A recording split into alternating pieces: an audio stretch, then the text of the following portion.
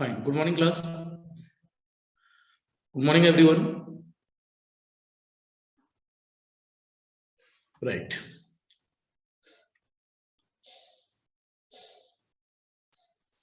देखो last class में Anderson हम लोग स्टार्ट कर रहे थे, right? 3 bridges we have completed. One is Maxwell inductance, one is Maxwell inductance capacitance, other one is Hayes, and now this one Anderson. Anderson bridge ही थोड़ा complex bridge माना जाता है. इसमें एनालिसिस वाइज आपको थोड़ा सा टाइम देना पड़ेगा. 5 टर्मिनल है ये, राइट? डिटेक्टर वाली ब्रांच को प्रॉपर इनिशियलाइज करना होगा, स्टार डेल्टा का यूज करना होगा. फाइन. और एसी की बेसिक बातों में हम केवल इतना ध्यान रखते हैं, आर में जो प्रतिबाधा बनेगी वो हमेशा आर बनेगी, एल में जो प्रतिबाधा बनेगी जेड एल, वो हमेशा यहाँ जे एक्सएल बनेगी, अदरवाइज इसी को जे ओमेगा एल कहते हैं. कैपेसिटर में जो प्रतिबाधा बनेगी वो जेड सी बनेगी. जेड सी का मतलब माइनस जे एक्स सी बोले, अदरवाइज 1/जे ओमेगा सी बोले, एक ही बात है, राइट? इन 3 बातों का हम ध्यान रखते हैं, बाकी कुछ नया यहां पर नहीं था. अब अगर एंडरसन ब्रिज की बात की जाए तो एंडरसन ब्रिज पर मैं एंडरसन ब्रिज बनाने जा रहा हूं. सबसे पहले जो क्वाइल है अपने पास, राइट, क्वाइल पर रेजिस्टेंस R1 L1, यहां इस क्वाइल के साथ भी एक वेरिएबल रेजिस्टेंस जोड़ा जाता है और इस वेरिएबल रेजिस्टेंस का नाम R1 है. इस वेरिएबल रेजिस्टेंस का नाम R1 है. फाइन. और अब जब हम इसके बाद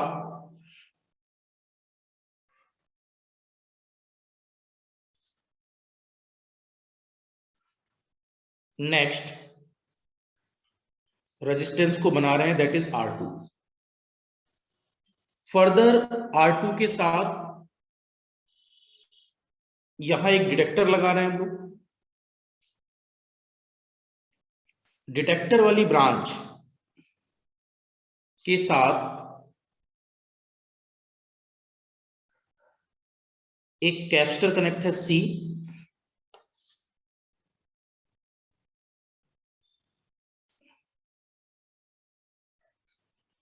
यहां फर्दर एक रेजिस्टेंस है R3,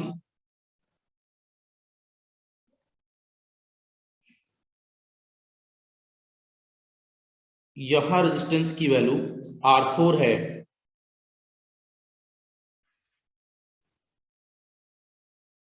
यहां फर्दर एक रेजिस्टेंस है डिटेक्टर वाली ब्रांच के साथ,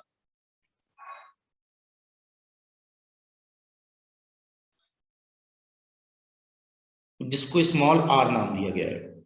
ये दोनों यहां वेरिएबल है, R1 और small r. Small r1 small r, ये दोनों यहां वेरिएबल है. और इसके नीचे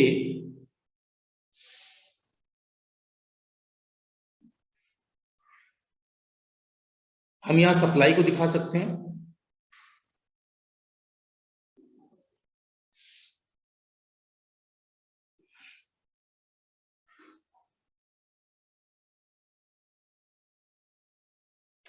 राइट? ये ओवरऑल अपने पास फिगर है. एक बार पहले इस फिगर को ड्रा कर लीजिए, फिर स्टार्ट करते हैं.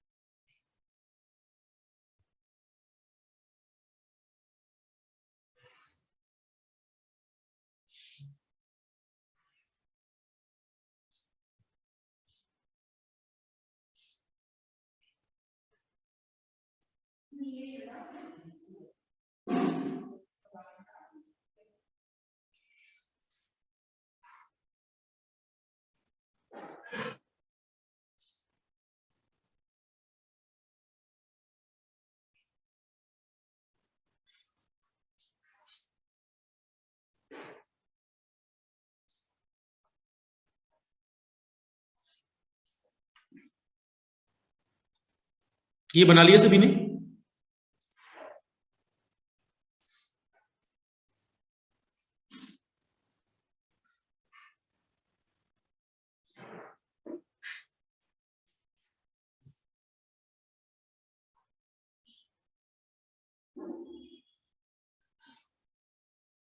देखो अब यहां पर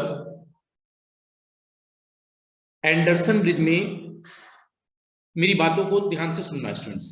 ये वाला जो टर्म है ये अननोन वैल्यू है जो हमें पता करना है क्वाइल पर R1L1, और इसके साथ यहां अगर बोला जाए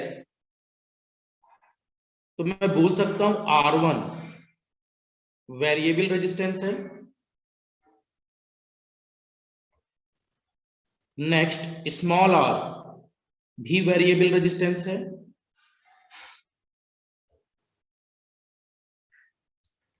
बाकी R2 R3 R4 ये सब नॉन रेजिस्टेंस है, फिक्स्ड है मतलब।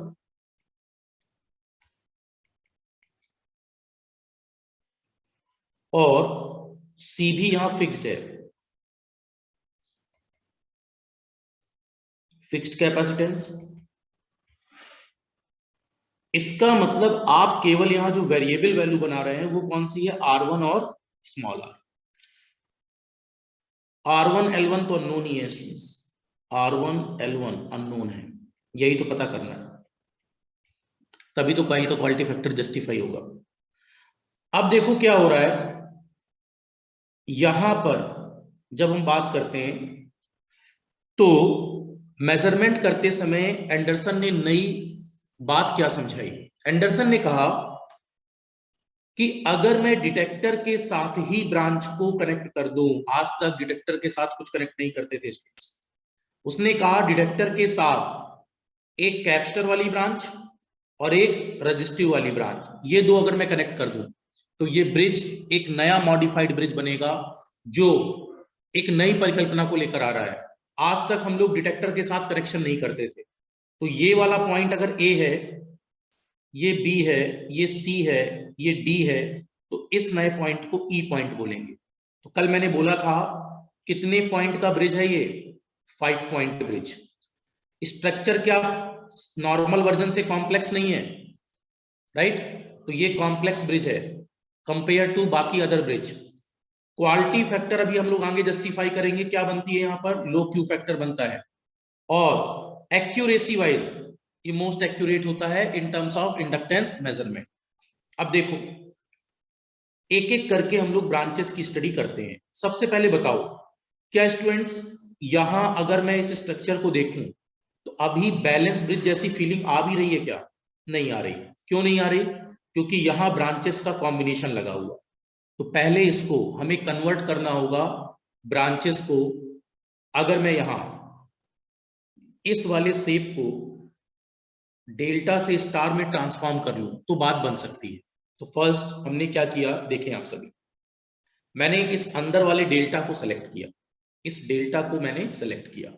मैं बाहर निकाल लेता हूं इस डेल्टा को ताकि आपको क्लियरिटी रहे। सभी ने नंबरिंग कर ली है क्या? C, this is D and this is E, right? Numbering कर लीजिए।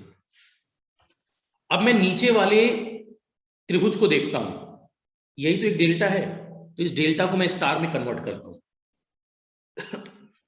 ये रहा C।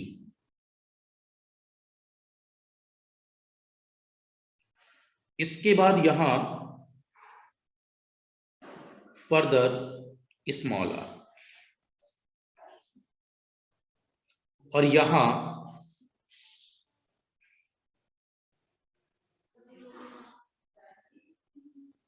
R4 है, ये D है, ये B है, ये E है, ये पॉइंट्स आए थे। अब आपने इस डेल्टा को स्टार में कन्वर्ट किया। जब आप इसको स्टार में कन्वर्ट करेंगे तो हर पॉइंट के बीच से एक इंपीडेंस ब्रांच निकलेगी।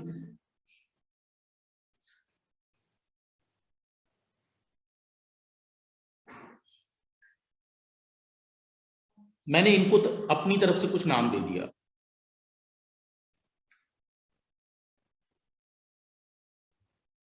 से this is ZE, this is ZB, this is ZD। यहां तक बना लीजिए आप सभी। हाँ, इसमें टाइम देना पड़ेगा स्टूडेंट्स, कॉम्प्लेक्स ब्रिज है, इट विल टेक टाइम।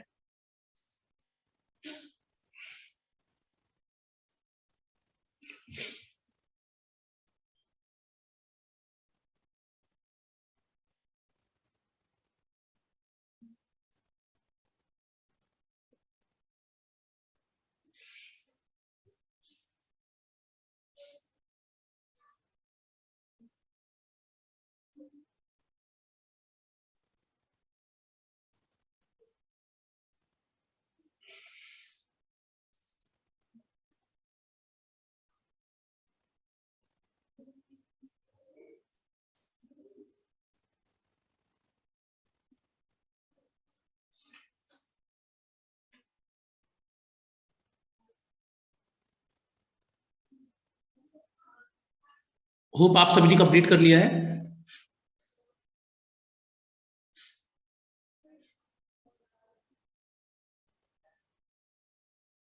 ठीक है, स्टार डेल्टा भी यूज कर सकते हैं आप। डेल्टा से स्टार ट्रांसफॉर्मेशन कर लेते हैं यहां पर। अब अगर हम डेल्टा से स्टार ट्रांसफॉर्मेशन यूज करें, राइट, डेल्टा से star transformation, now using delta two star transformation. अगर मैं डेल्टा से स्टार ट्रांसफॉर्मेशन यूज करूं, तो डेल्टा से स्टार ट्रांसफॉर्मेशन यूज करते समय ZE, अच्छा कैपेसिटर का इंपीडेंस तो सबको पता है, C वाले का इंपीडेंस क्या होता है, 1/j⍵c। ठीक है, चलो अब ये बताओ, अगर मैं ZE का मान लिखना चाहूं, या मैं इसको नीचे लिखता हूं, अगर मैं ZE का मान लिखना चाहूं स्टूडेंट्स, तो ZE का मान क्या होगा, ZE किन दो ब्रांचेस के बीच से निकल रहा है, इन दोनों के बीच से, इन दोनों का मल्टीप्लाई, राइट, इसका इंपीडेंस और इसके इंपीडेंस का मल्टीप्लाई, यही करना चाहिए, फाइन। तो R गुणे C या 1/j⍵c, 1/j⍵c, तो क्या लिख सकते हो आप, ZE बराबर R into 1/j⍵c further divided by, आप इन तीनों को जोड़ दीजिए, 1/j⍵c R प्लस R4। याद है स्टार डेल्टा, या बताऊं एक बार,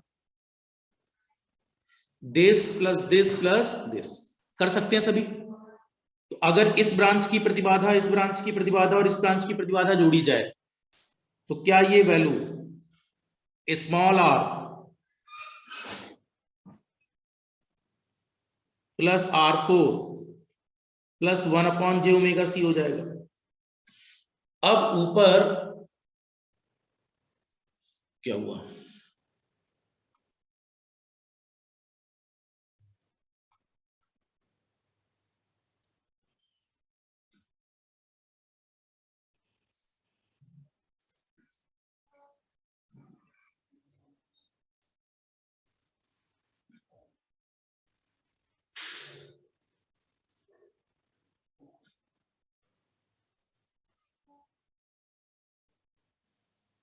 ठीक है, सॉरी।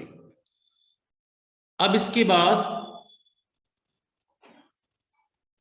अगर आप इसको प्रॉपर वे में राइट करें, तो क्या बोल सकते हैं, R/j⍵c। फर्दर क्या इसमें एलसीएम j⍵c बन जाएगा, और R प्लस R4 पर कितने का गुणा, j⍵c का, +1 बन जाएगा। नीचे इन दोनों पर एलसीएम 1 मान लिया, सॉरी बटे में 1 मान लिया। क्या ये जे ओमेगा सी कैंसिल है? तो फर्दर ये वैल्यू कितनी आ गई? क्या ये वैल्यू आ रही है R upon R plus R4 into J omega C plus 1। Hope यहां तक किसी को इशू नहीं होना चाहिए। फाइन। जेडी के बाद जेड बी लिखो जरा। जेड बी का मतलब किसका किससे गुणा? Z B means R4 into this, तो R4 गुणे 1 upon J omega C. Fine. तो यहां आप लिख सकते हो R4 into 1 upon J omega C, फिर तीनों का जोड़, तो डिनोमिनेटर तो सेम ही आएगा, R plus R4 plus 1 upon J omega C. क्या नीचे वाले में लघुत्तम समापवर्त ले सकते हो? तो ये वैल्यू बन रही थी आपके पास R4 upon J omega C बटे में small r plus R4 into J omega C plus 1 बटे में जे ओमेगा सी। यहां भी आपको दिख रहा होगा J omega C cancel. Ultimately ये टर्म क्या आ गई? Sorry, R4 upon R plus R4 into J omega C plus, ये जेड भी आ गया, पहले जेड ही आया फिर जेड भी आ गया। जेड डी और निकाल लेते हैं हम लोग, जेड डी। अब बताओ जेड डी किस किस ब्रांच के बीच में? क्या जेड डी, देखो इधर, जेड डी इस स्मॉल आर और इस R4 के बीच में, तो जिस ब्रांच से इस ब्रांच का ओरिजिनेशन होता है उन दोनों का प्रोडक्ट होता है, तो गुणा किसका किसका कर दें? R into R4, right. Z D का मान क्या हो जाएगा? Sorry, small r into R4। Denominator में तीनों को जोड़ दीजिए, तो R plus R4 plus 1 upon J omega C. तो ये वैल्यू क्या हो जाएगी? इस वैल्यू को अब आप लिख सकते हैं R into R4 divided by R plus R4 into J omega C plus 1 बटे में जे ओमेगा सी। एलसीएम लेने के बाद, यहां एलसीएम लिया होगा ना बटे में 1 मानकर, तो क्या ये प्रोडक्ट ऊपर चला जाएगा? तो R4 into J omega C बटे में R प्लस R4 जे ओमेगा सी प्लस 1, राइट। पहले स्टूडेंट सभी लोग प्रॉपर वे में जेड डी का मान लिख लें, तब मैं नया फिगर स्टार्ट करता हूं।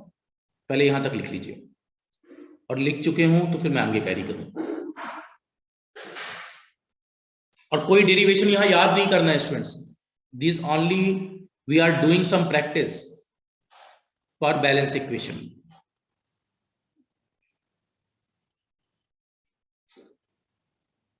ठीक है,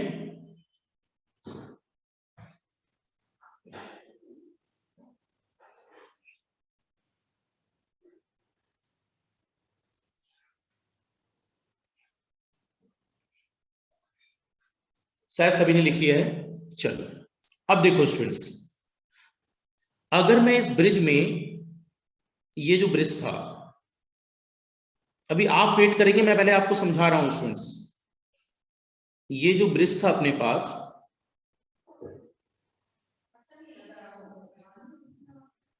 ये ब्रिज था अपने पास, राइट। अब इस ब्रिज में जो बात मैं बोल रहा हूं उसको अंडरस्टैंड करना। अपन यहां पर इस ब्रिज में क्या सुधार कर रहे थे? हमने बोला कि ये वाली ब्रांच, देखो इधर, यहां एक नई ब्रांच इंपीडेंस की क्या बन जाएगी? जेड ई। यहां इंपीडेंस की एक नई ब्रांच जेड बी। यहां इंपीडेंस की एक नई ब्रांच जेड डी, राइट, ये 3 बन गई। तो ये 3 किसको किसको हटा सकती है परिपथ से? इन तीनों को हटा सकते हैं, बोलो एग्री हो? इस वाले डेल्टा को अंदर वाले स्टार से बदल सकते हैं। तो आपने परिपथ में अपनी तरफ से किसको हटा दिया? देखो, आपने यहां पर इस सी को हटा दिया, ये ब्लू कलर वाले, राइट। अभी आप वेट करना, आपने इस आर को हटा दिया, फाइन, आपने इस R4 को हटा दिया, ऐसे ही तो बना हो गया बात। अब मुझे एक बात बताओ, ये जो फिगर अब दिख रहा है स्टूडेंट्स, अगर मैं इस फिगर को अब सीधा करूं, देखो यहां ध्यान से, डिटेक्टर में जो करंट होगी वही करंट जेडी में होगी। क्या ये अब आपस में सीरीज में नहीं है? और अगर मैं इसको सीधा कर दूं, ऐसे पकड़ के इधर खींच दूं, तो बताओ R2 और ZD आपस में सीरीज में होंगे, फाइन। तो थोड़ा सा आप दिमाग लगाना, डिटेक्टर के साथ जेडी सीरीज में दिखा दूं और इस वाले पॉइंट को यहां दिखा दूं बीच में, तो क्या ये वाली ब्रांच यहां दिखाई देगी और फिर एक ब्रिज तैयार हो जाएगा। देखो कैसे बोल रहा हूं, आप जरा समझना। मैंने बोला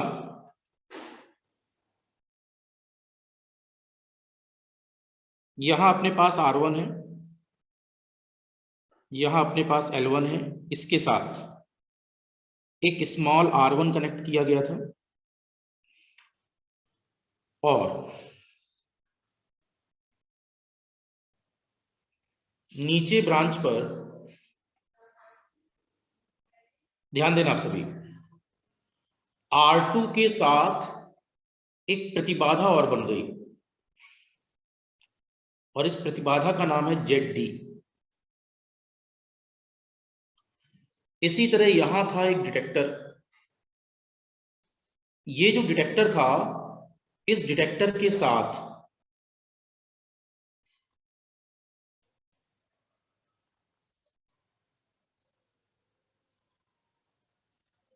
फर्दर एक इंपीडेंस की ब्रांच लग गई, इसको ZE कह रहे हैं, और यहां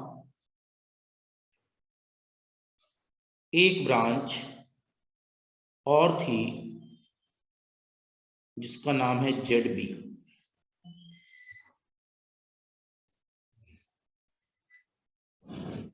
और ये यहां R3 के थ्रू कनेक्ट है।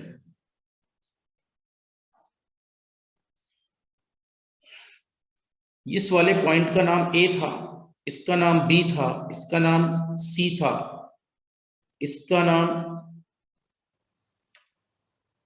D था, राइट। अब आप समझ पा रहे होंगे सभी लोग कि स्ट्रक्चर में क्या चेंजेस हुए।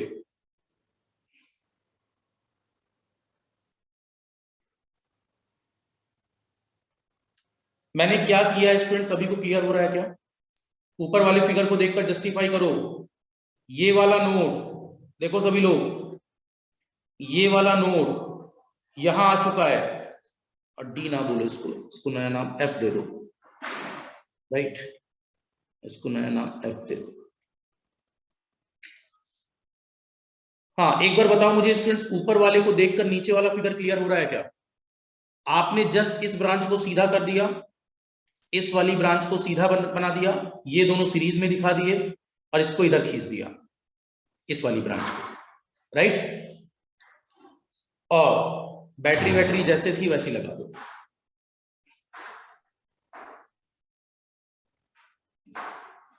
तो यहां पर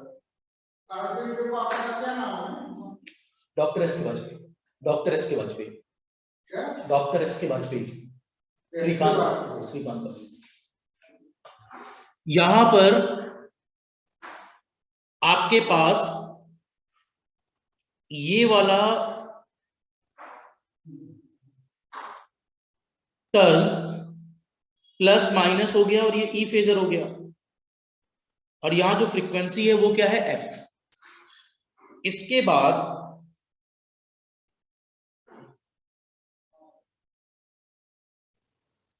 फर्दर ये सर्किट रिप्रेजेंटेशन हो गया। देखो यहां तक अभी कोई इशू हो आपको? क्या अब ये ब्रिज जैसा दिख रहा है कुछ, जैसा हम ब्रिज पढ़कर आते थे, राइट? अब आपको ऐसा लग रहा होगा ये पूरी एक ब्रांच डील हो रही होगी। देखो यहां से यहां तक अपने पास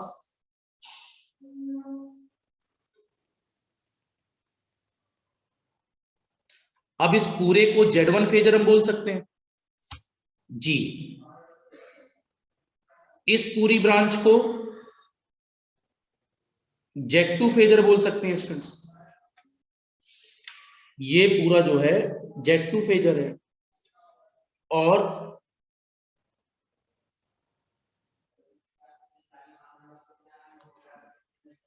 ये पूरा Z3 फेजर है। ऐसे ये पूरा Z4 फेजर है,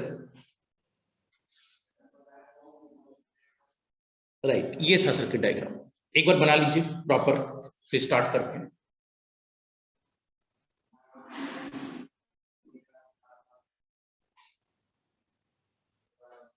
आराम से बनाए स्टूडेंट्स।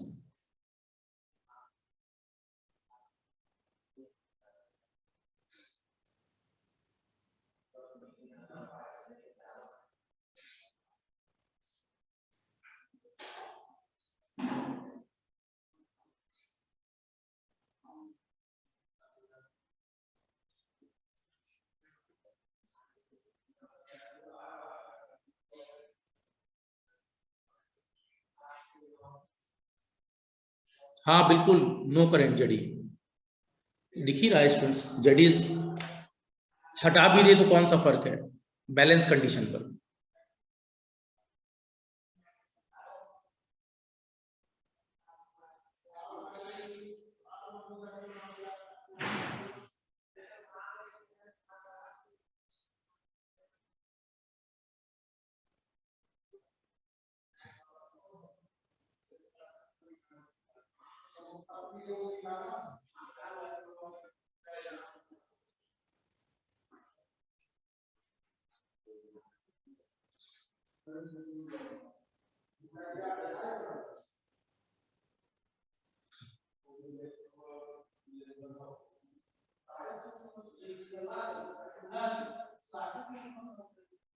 चलो, मुझे लगता है इतना मोर देन इनफ टाइम है, राइट? अब आप स्टार्टिंग कर सकते हैं स्टूडेंट्स। अब स्टार्टिंग करते हुए आप मुझे बताइए, क्या ये बैलेंस ब्रिज अवस्था में, for balance bridge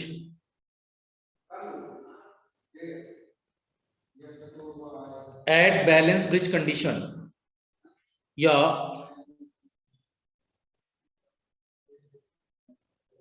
for balance bridge condition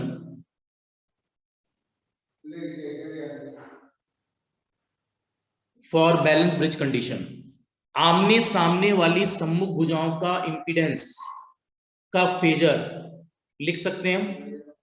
Z1 phasor into Z4 phasor बराबर Z2 phasor into Z3 phasor.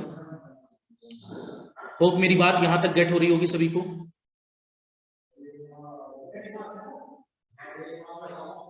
अब देखो Z1 फेजर का मान अपने पास क्या था स्टूडेंट्स? देखिए लिसन, क्या ये वाला R और ये वाला R, राइट, ये दोनों R,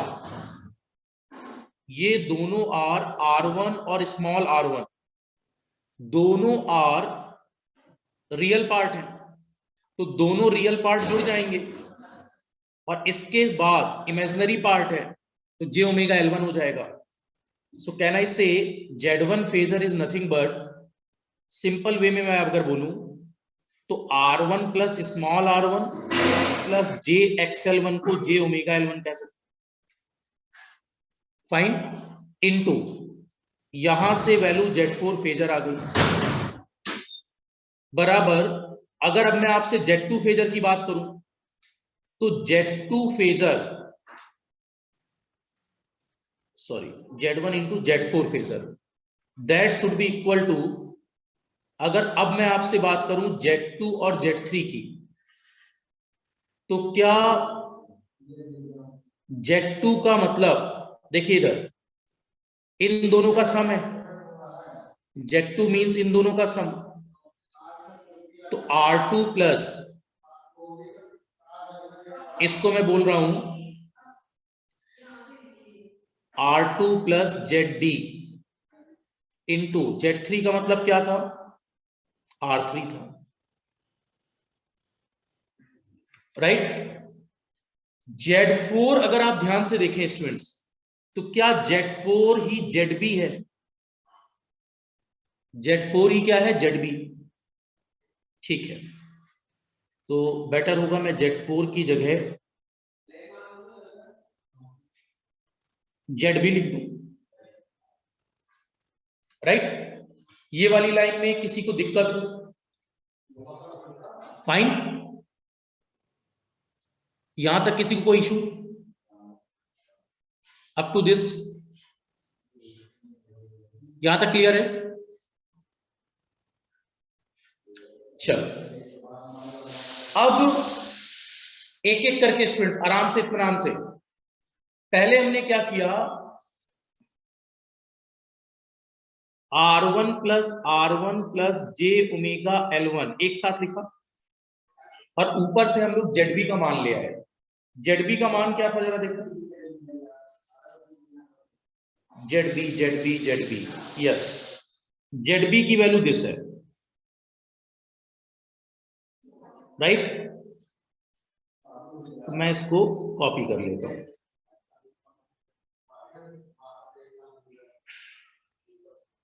दिस इज ZB। फिर बराबर में अपने पास है R2 प्लस ZD, देखो अब ZD भी मैं ऊपर से कॉपी कर लेता हूं, इसको भी कॉपी कर लेता हूं,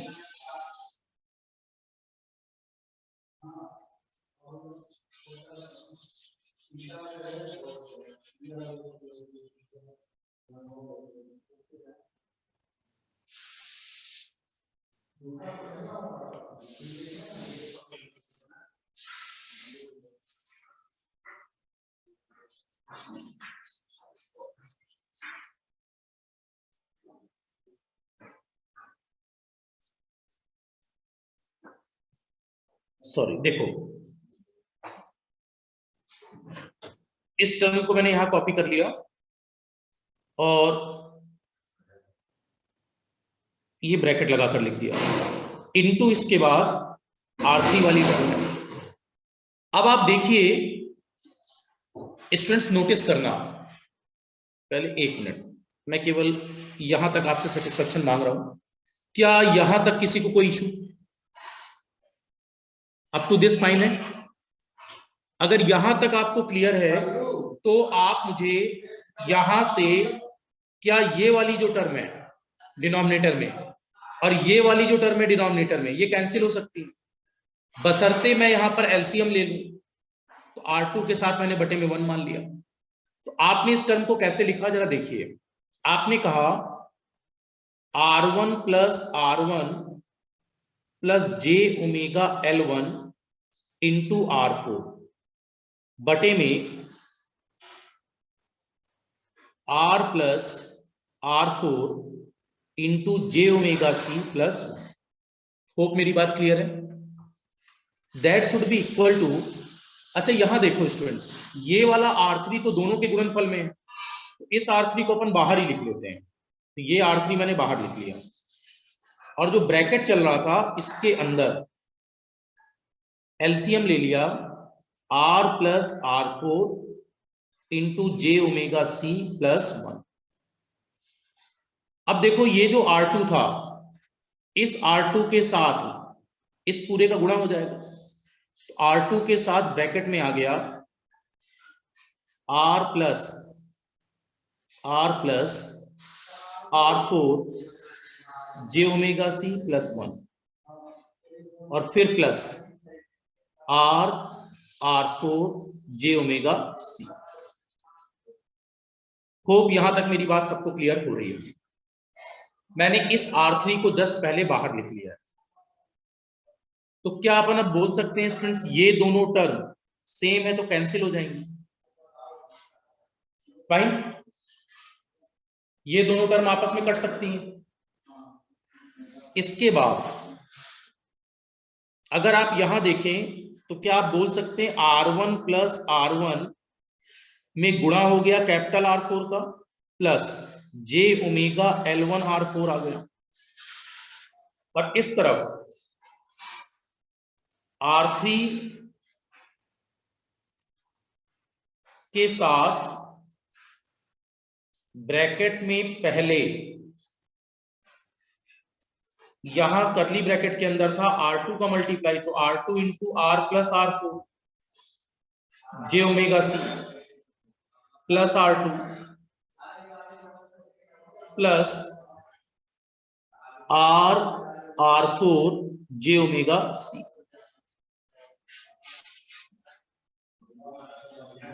राइट, यहां का रियल पार्ट अगर हम देखें, इसको हम बोल सकते हैं R1 plus R1 into R4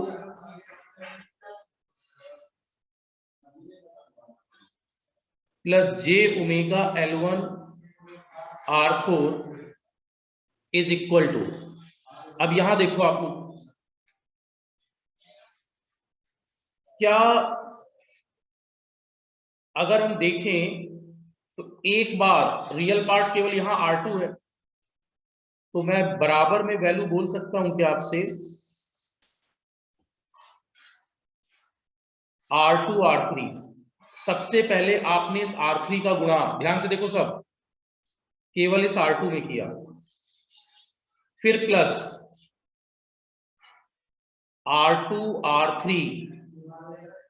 R plus R4 j omega C plus R4 j omega C into R3। अब यहां से अगर हम देखें तो स्टूडेंट कुछ बातें स्पेसिफाई हो सकती हैं, जैसे फर्स्ट वाले पर मैं एक लास्ट टर्म पहले लिख देता हूं ताकि आपको प्रॉपर क्लियरिटी आ जाए। ब्लैक कलर से लिख रहा हूं, R1 plus R1 into R4 plus j omega L1 R4। Real part R2 R3 है, और यहां ये वाला j ओमेगा और ये वाला j ओमेगा कॉमन है, वैसे दोनों में R3 भी कॉमन है। चलो एक साथ लिख देते हैं, तो j omega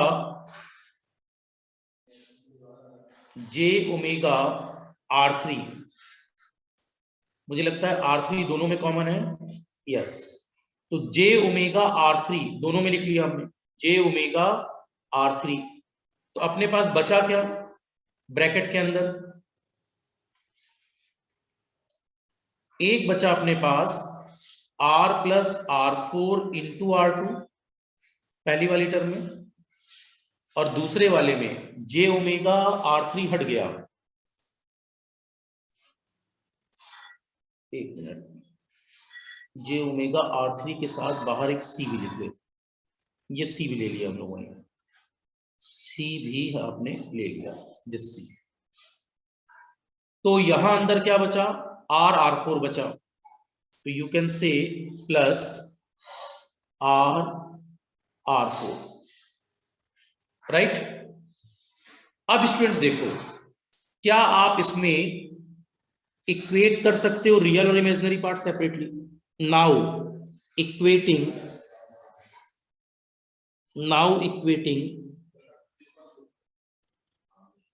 real and imaginary part separately. अब रियल और इमेजिनरी पार्ट को अलग अलग हटाने पर, तो जब अलग अलग बराबर करने पर, तो देखिए स्टूडेंट्स, ये यहां रियल पार्ट है और इधर का रियल पार्ट केवल दिस है, तो इन दोनों को बराबर कर दीजिए। तो आप कह सकते हैं इस तरफ मैं रियल पार्ट को ही बराबर कर रहा हूं, मान लो तो इधर था R1 plus R1 into R4 बराबर R2 R3। तो R1 गुणे R4 plus R1 into R4 बराबर R2 R3, राइट। तो यहां से अपने पास जो वैल्यू आ गई, मेरे को R1 चाहिए, तो R1 R4 बराबर R2 R3 minus R1 R4, या R1 का मान R2 R3 बटे में R4 माइनस R1 हो गया। चेक दिस,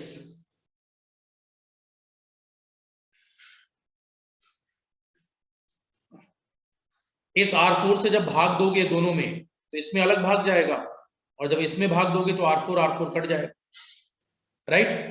तो ये अपने पास R1 आ गया। इसी को मैं बोल रहा हूं रिलेशन फर्स्ट। चेक कर लो कहीं दिक्कत हो। अब इमेजिनरी देखिए स्टूडेंट्स, इमेजिनरी वाले पार्ट में क्या j ओमेगा हट जाएगा, तो यहां क्या आ जाएगा L1 R4 बराबर R3C ब्रैकेट के अंदर R plus R4 into R2 plus R4। तो मैं बोल सकता हूं L1 का मान R3 upon R4 into C, और अंदर R2 plus R2 R4 plus R4।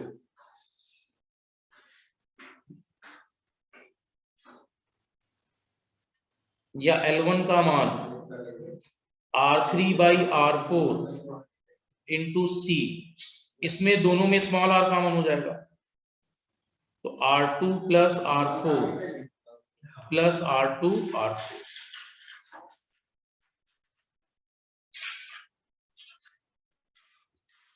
Right. ये आपके पास L1 आ गया। टर्म थोड़ी सी कॉम्प्लेक्स आई है स्टूडेंट्स, मतलब बड़ी आई है, बट ये मैनेज करना होगा। देख लो कहीं कोई इशू हो, कोई भी स्टेप जिसमें प्रॉब्लम हो, एक बार आप स्टेप चेक कर लीजिए।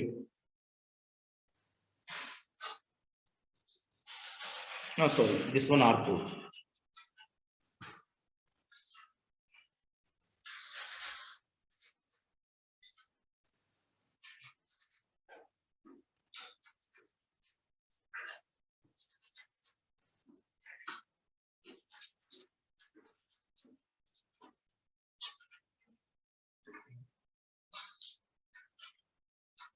दीक्षा कहां R4 कॉमन हो सकता है, बोलिए।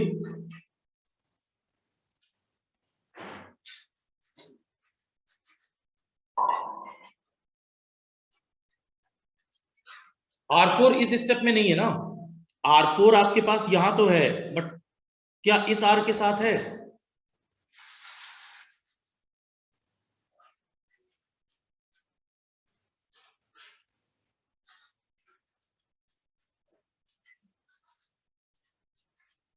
कैसे भी करो, पहले R3 बाई R4 से करो तब भी आएगा यही,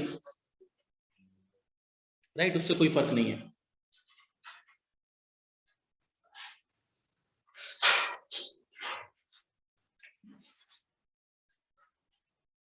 ठीक है करेक्ट, कोई इशू नहीं है।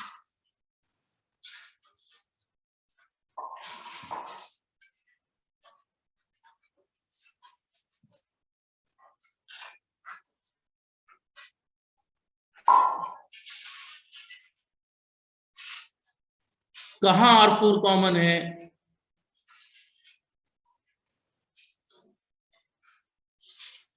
संदीप, कहां R4 कॉमन है?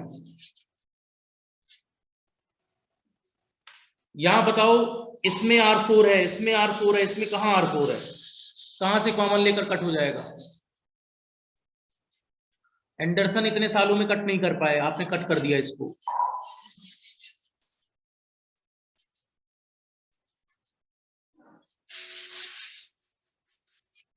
यहां कहां R4 है?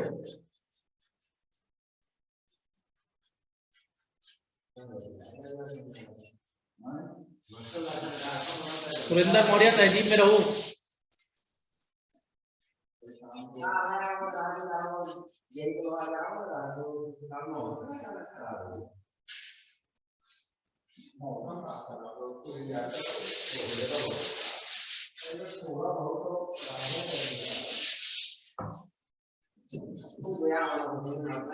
क्लास में क्लास की तरह बैठिए स्टूडेंट्स।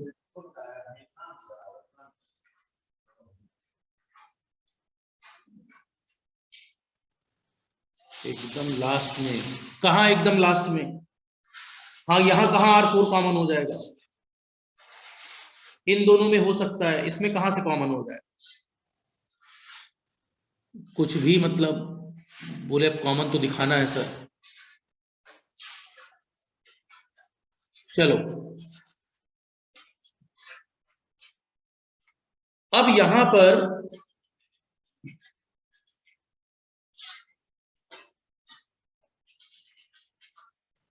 अगर R1 की बात की जाए, देखो इधर स्टूडेंट्स, क्या यहां केवल R1 वेरिएबल था? ये सब तो फिक्स है ना, ये सब फिक्स है, तो केवल R1 वेरी करने पर केवल R1 वेरी होगा, कैपिटल R। और यहां केवल स्मॉल r वेरिएबल था, तो अगर स्मॉल r को वेरी करोगे आप, राइट, तो L1 वेरी करेगा, बाकी और कोई मान बदलने वाला है क्या? So that's why this is the most accurate bridge.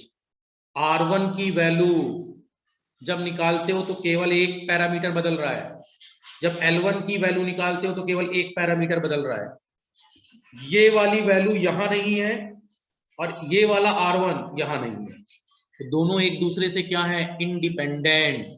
Independent आने का मतलब रिजल्ट पर एक्यूरेसी बहुत प्रॉपर अचीव कर। बाकी में क्या हो रहा था, डिपेंडेंसी थी, यहां डिपेंडेंसी इंडिपेंडेंट हो गई, यहां स्मॉल r1 पर है केवल डिपेंडेंसी और यहां केवल स्मॉल r। एक्सेप्टेड?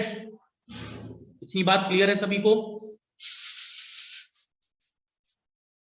सो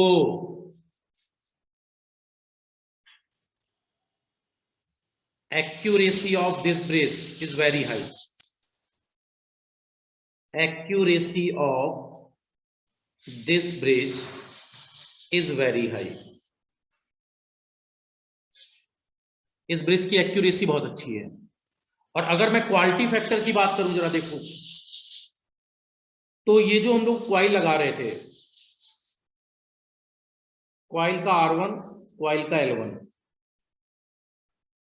राइट, मैं अगर क्वालिटी फैक्टर की वैल्यू पूछूं तो ओमेगा L1 बाई R1 आ जाएगा, कोई दिक्कत? अब इधर देखो सभी लोग, इधर बोर्ड पर देखो स्टूडेंट्स, थोड़ी देर के लिए, पूरी वैल्यू में नहीं लिख रहा, आप मुझे एक बात बताओ, अगर मैं आपसे ये कहूं, मैं यही से समझा देता हूं, आप समझते हुए थोड़ा मुझे बताओ, क्या यहां अगर मैं आपसे बात करूं, फाइन, देखो मैंने आपसे कहा ओमेगा L1 बाई R1 निकालने को, इधर बोर्ड पर देखिए सब,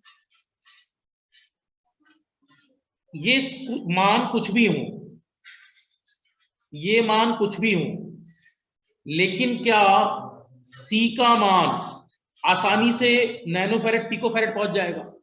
तो आसानी से L लो वैल्यू पर पहुंच जाएगा, L1 लो है, तो क्या बाय डिफॉल्ट अगर L1 लो है तो क्वालिटी फैक्टर भी लो नहीं बन जाएगा? अगर L1 लो है, C फिक्स है, कैपेसिटेंस की वैल्यू फिक्स है, और अगर ये फिक्स वैल्यू लो वैल्यू है, लो वैल्यू बनाना आसान है, इजिली यहां लो वैल्यू का फॉर्मेशन होगा, तो L1 भी लो होगा, और L1 लो होगा तो क्या क्वालिटी फैक्टर भी लो नहीं हो जाएगा? बोलो। So this support what? Low quality factor. This support what? Low Q factor. ये किसको सपोर्ट करता है? लो क्यू फैक्टर। अब नीचे एक टेबल बनाओ, हो गया कंप्लीट?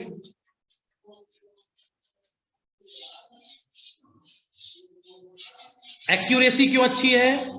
क्योंकि कैपिटल R1 केवल स्मॉल r1 पर डिपेंड कर रहा है और कैपिटल L1 केवल स्मॉल r पर डिपेंड कर रहा है। ये वाला स्मॉल r पहले में नहीं है, ये वाला R1 यहां नहीं है, ये फायदा है, राइट। इंडिपेंडेंट टर्म आपस में बन रही है, इसलिए एक्यूरेसी अच्छी बनती है।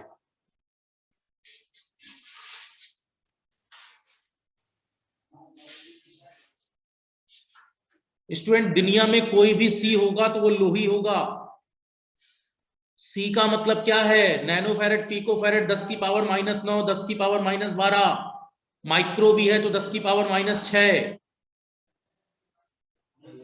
दुनिया में कोई भी सी लोगे,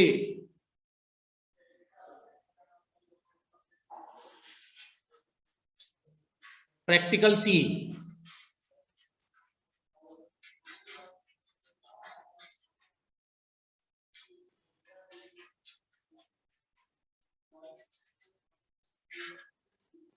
हाँ हो गया कंप्लीट।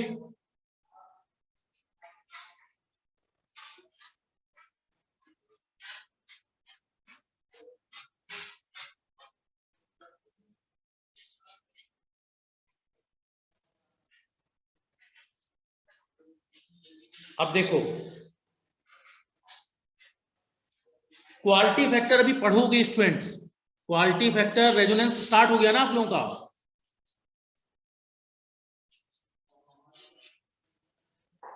हाँ, कल से स्टार्ट हो गया। उसमें 15 लेक्चर तक में सीखोगे, मतलब आ जाएगा, तीसरे चौथे लेक्चर में आ जाएगा क्वालिटी फैक्टर, राइट। थर्ड या फोर्थ लेक्चर में आ जाएगा। उसको आराम से इतने दिन सीखना कि कोई चिंता ही नहीं, केवल और केवल क्वालिटी फैक्टर ही सीखोगे उसमें, राइट।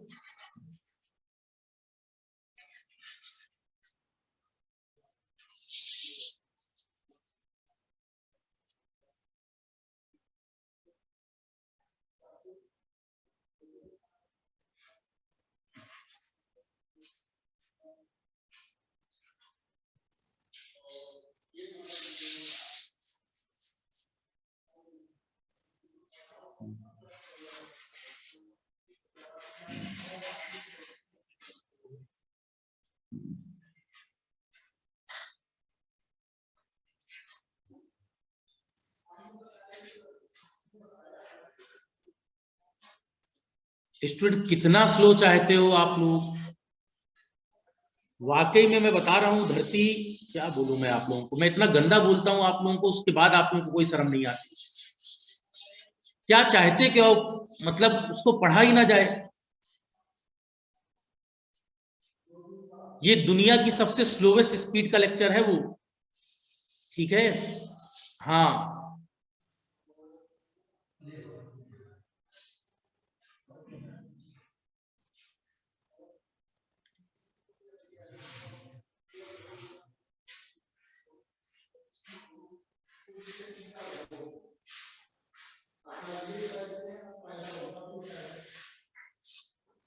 एटलीस्ट आपको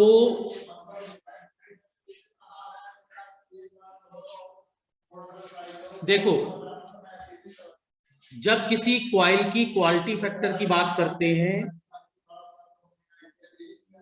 ये जैसे क्वाइल है, ये 10 हेनरी की क्वाइल है, राइट। ये R 1 ओम है,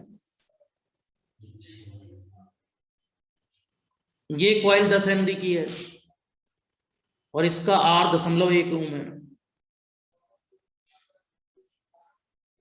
ये 10 ओम है, ये 10 हेनरी है। अब जरा समझो, तीनों क्वाइल कितना इंडक्टेंस रखती हैं? 10 हेनरी। तीनों क्वाइल कितना इंडक्टेंस रखती हैं? 10 हेनरी। पर जो पहली क्वाइल है उसका प्रतिरोध 1, दूसरे का 0.1, तीसरे का 10। जितना प्रतिरोध का मान ज्यादा होगा उतना क्वालिटी फैक्टर लो होगा, जितना प्रतिरोध का मान कम होगा उतना क्वालिटी फैक्टर हाई होगा। जितना यहां प्रतिरोध का मान मीडियम है, क्वालिटी फैक्टर मीडियम। इसका मतलब इन तीनों केसेस में मैंने आपको क्लास में एग्जांपल दिया था, अगर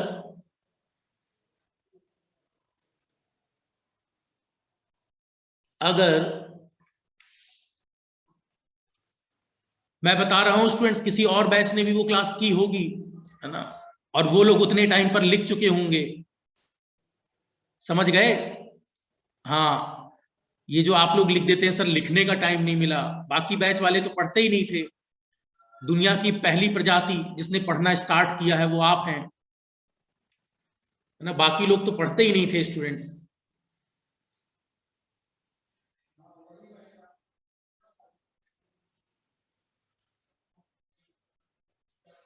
यहां हरियाणा में 10th बोर्ड जो होता है स्टूडेंट्स, है ना, 9th 10th, और जब कभी 8th 6th 7th 8th की फैकल्टी होती थी तो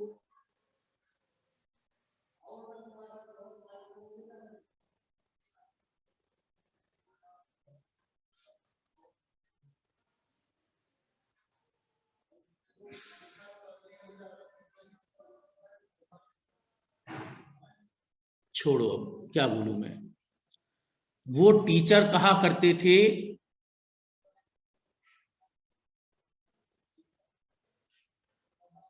मैं उनकी बात छोड़ देता हूं आप लोगों पर, है ना, आप लोगों को फिर खराब लगे, खराब लगता कहां है ना, बोले बोल दो सर, फाइन।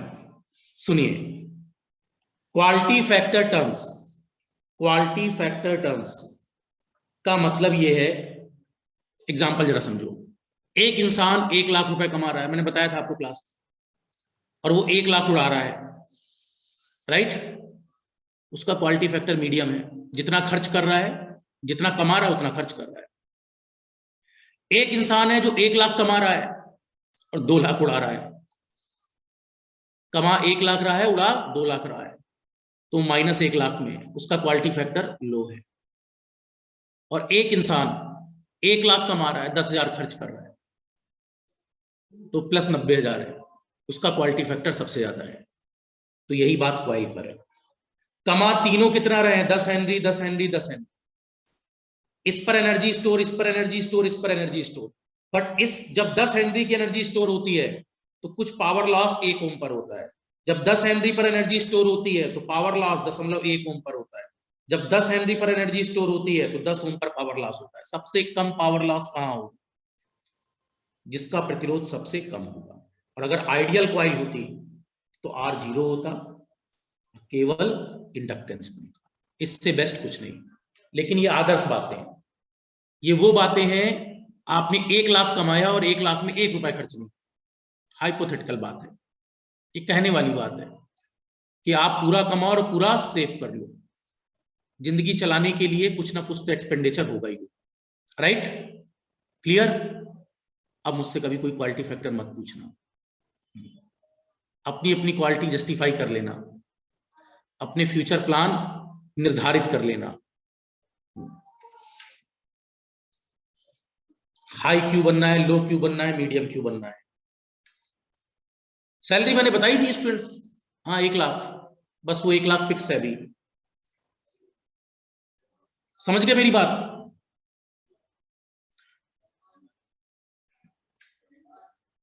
तो न्यूमेरिकल टर्म में कितना L1 बन रहा है, राइट, तो क्वाइल पर जब भी मेजरमेंट होगा बिकॉज ऑफ सी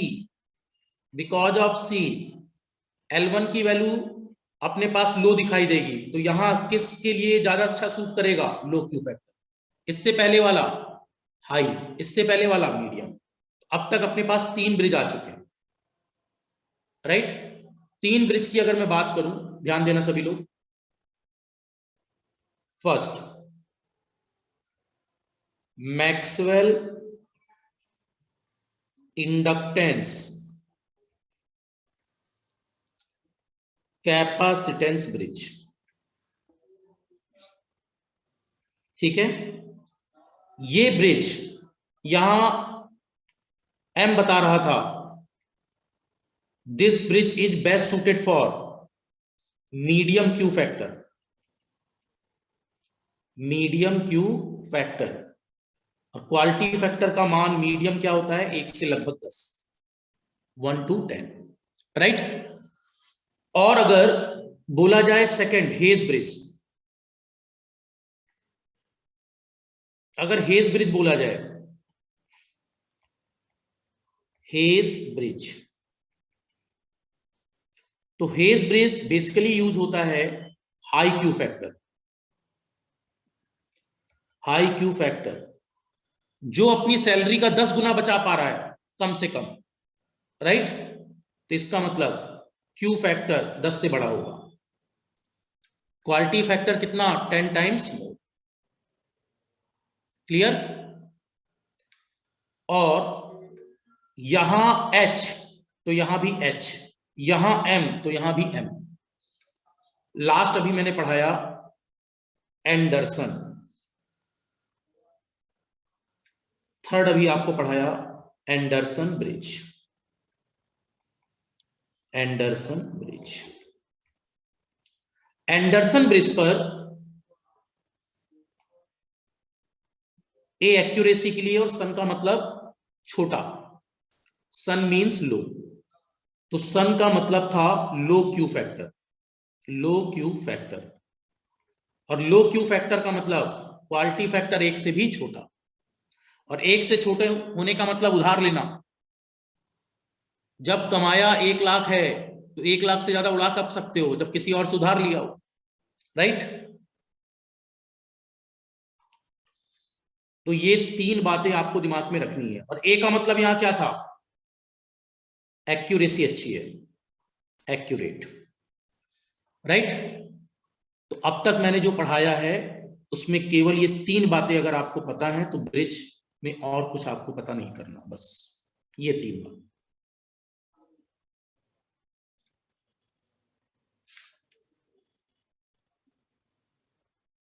लेकिन हाँ, अब ये सब मत लिखो स्टूडेंट्स कि सर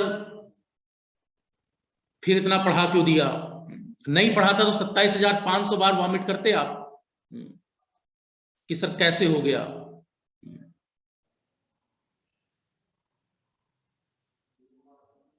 अब पढ़ा दिया तो बोले क्यों पढ़ा दिया। देखो मैं आपको दिखा दूं, लिख लिया सभी ने।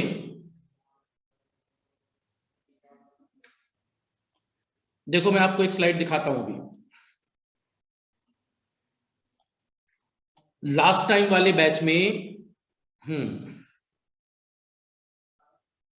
देखो ये रहा हेज ब्रिज, ये रहा मैक्सवेल इंडक्टेंस कैपेसिटेंस, ठीक है। इसके बाद ये रहा हेज ब्रिज, दिखा। और हेज के बाद मैंने बोला एंडरसन काम का नहीं है, आपको डायरेक्ट रिजल्ट दिमाग में रखने चाहिए। क्लियर। इन दोनों के बारे में कुछ बातें बताकर, हाँ एंडरसन नहीं था, मैंने बताया था केवल जो बात काम की है वो ऊपर लिखवा रखा था। देखो जीवन का सार्वभौमिक सत्य,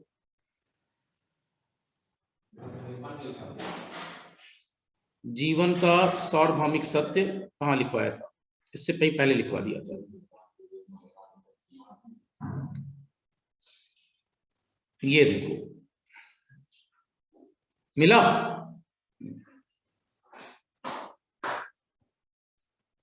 हाँ ये लिखवाया था। मैक्सवेल इंडक्टेंस आउटडेटेड ब्रिज है, Maxwell inductance capacitance medium Q है, हेज ब्रिज हाई के लिए, एंडरसन एक्यूरेट होता है लो क्यू फैक्टर, लास्ट फिर ओवेंस अभी आपको पढ़ाऊंगा। 5 टर्मिनल ब्रिज है, कॉम्प्लेक्स ब्रिज है, राइट। ये कुछ बेसिक बातें, लेकिन जल्दी पढ़ा दिया, मतलब इतना आसानी से बता दिया, तो फिर बोले सर इतना आसान था ब्रिज, नहीं कुछ तो बताओ। और बता दिया तो फिर बोले सर ये एग्जाम में आता है, प्री में तो नहीं आता होगा।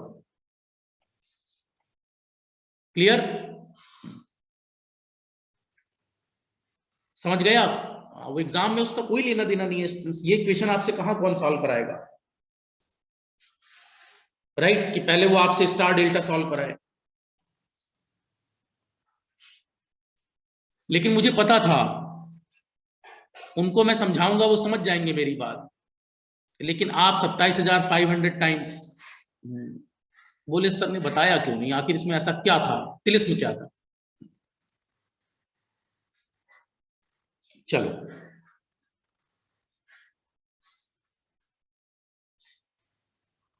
फाइन, नेक्स्ट लिखो, एक नोट लगाओ।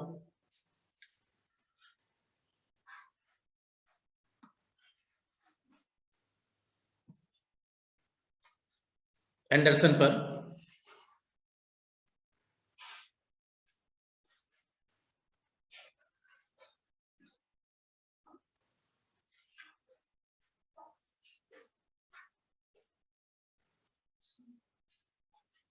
अरे जो आता है मैं सब बताऊंगा, आप घबराओ नहीं। मैं आपको आपकी क्वालिटी बता रहा था, क्वालिटी फैक्टर की व्याख्या चल रही थी। चलिए नेक्स्ट, आगे चलकर sometimes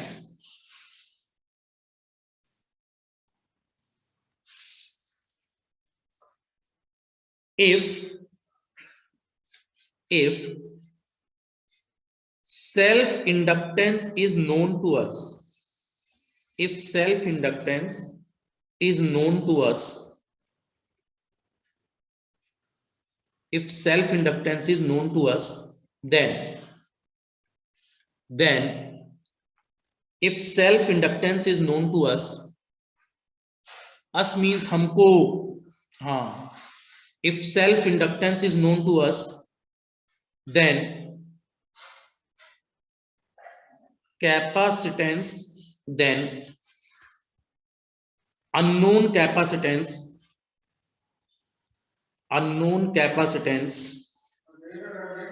can also be measured, can also be measured।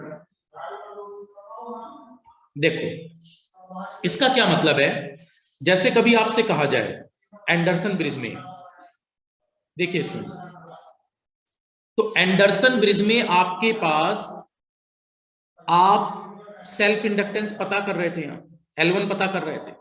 अगर आपसे कहा जाए कि L1 आप पता नहीं कर रहे, L1 पता है, तो उस समय अगर ये C अननोन है तो C का मापन भी हो सकता है। तो एक ऐसा ब्रिज जिससे inductance as well as capacitance दोनों का मापन हो सकता है, वो कौन सा ब्रिज है? Anderson, right? DRDO step B पर ये क्वेश्चन बना था, by using which of the following method inductance and capacitance both can be measured, then answer goes to Anderson. Accuracy wise भी अच्छा है। एल अगर आपको पता है, देखो स्टूडेंट्स अभी तक एल पता कर रहे थे, तब सी पता था। इस बार मैंने क्या कहा, एल की वैल्यू पता है, तो इस ब्रिज से सी की वैल्यू भी पता कर सकते हो एक्यूरेसी वाइज, राइट? तो ये भी एक प्रोसीजर था, बट generally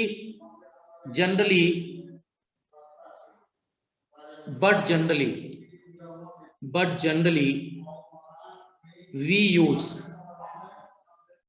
Anderson bridge,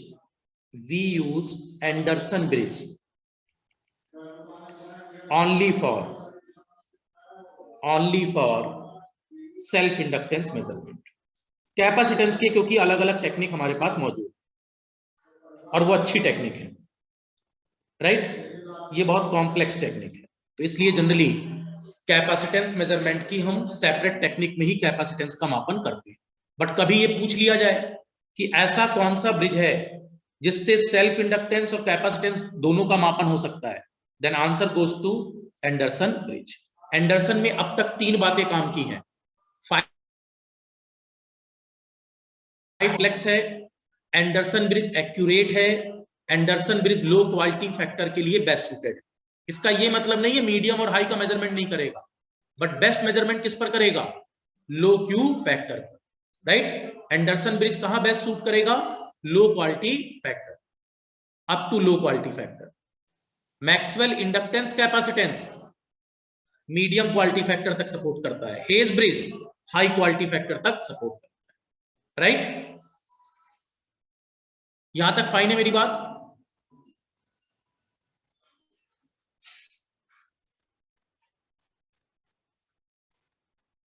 चलो अब सुनो, अगर हम नेक्स्ट ब्रिज में चलें, ओवेंस,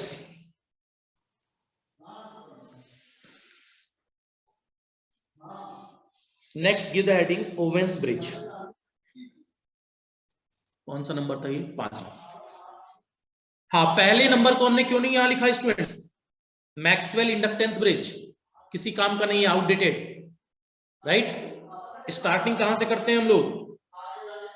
काम का ब्रिज, मैक्सवेल इंडक्टेंस कैपेसिटेंस, फिर हेस और फिर एंडरसन, राइट? यही 3 ब्रिज काम के हैं। Owens is also not used, but मैं बता देता हूं क्योंकि समझ गए होंगे आप।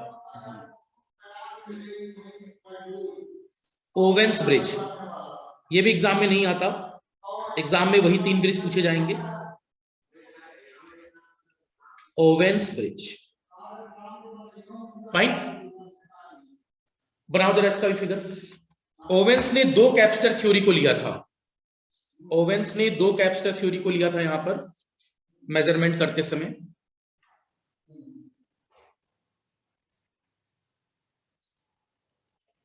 से this is R1, this is L1, right? R1 और L1।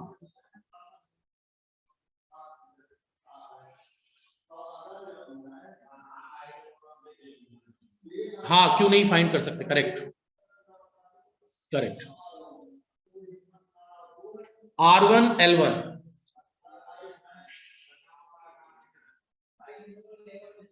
यहां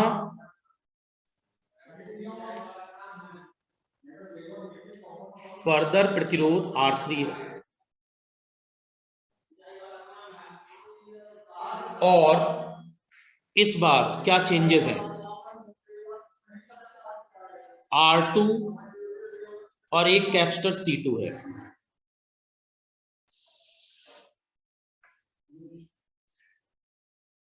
फर्दर एक कैपेसिटर C4 है।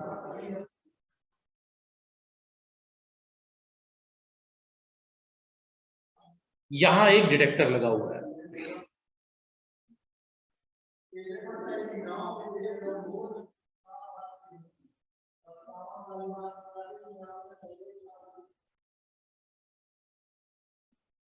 ठीक है? ये डिटेक्टर लगा हुआ है। अब इसके बाद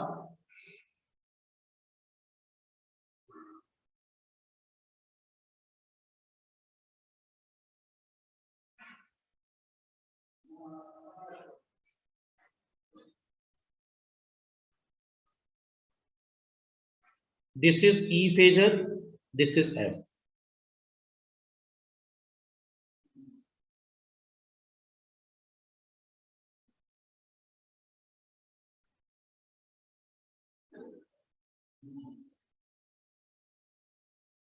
राइट? बना लीजिए एक बार।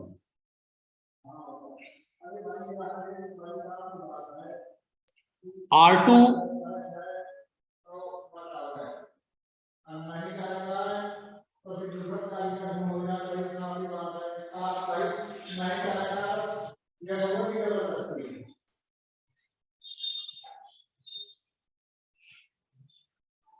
बनाइए इसको।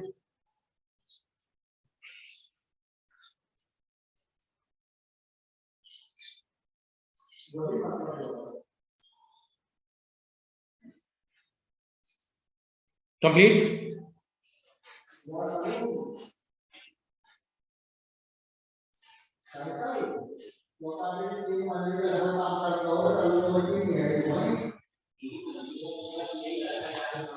फाइन, हो गया कंप्लीट। देखो यहां पर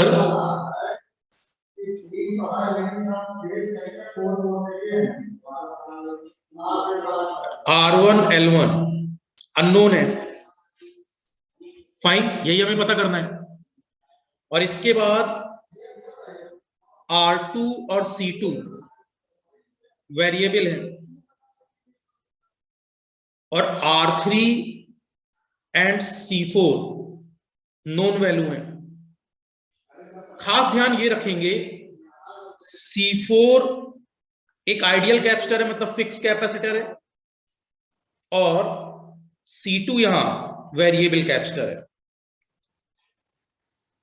मार्केट में ओवेंस का सुझाव भी फेल हो गया स्टूडेंट्स, क्योंकि ओवेंस ने जिस नॉमेनक्लेचर को यूज किया, राइट, ओवेंस ने बताया कि ये जो यहां वेरिएबल कैपेसिटर है, राइट, ये जो वेरिएबल कैपेसिटर है,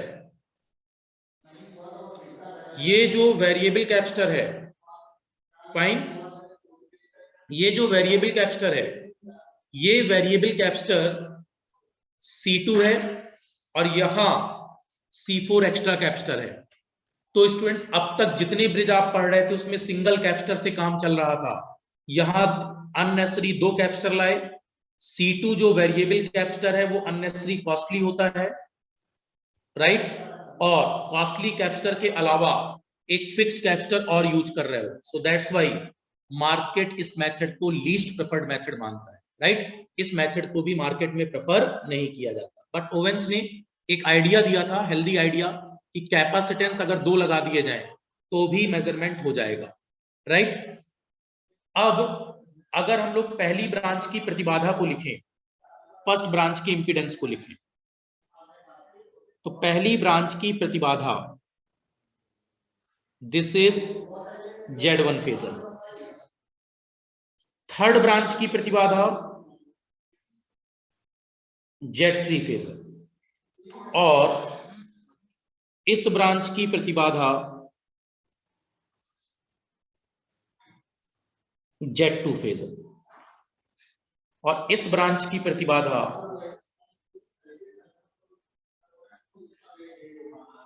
Z4 फेजर। यहां तक लिख लो, फिर स्टार्ट करते हैं। जिनका हो गया है वो they can start. Z1 Z4 बराबर Z2 Z3 बैलेंस इक्वेशन लगाइए।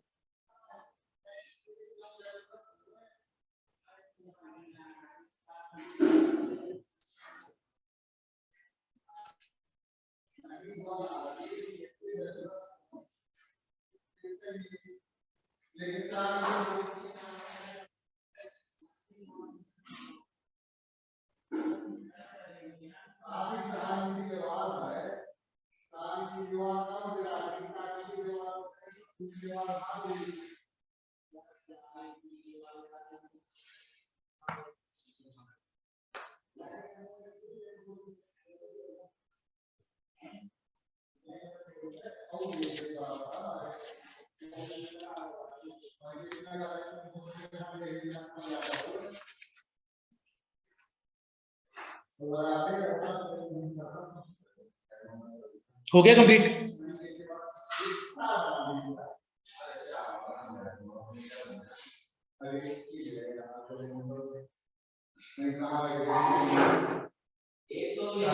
चलो, Z1 फेजर की अगर मैं बात करूं,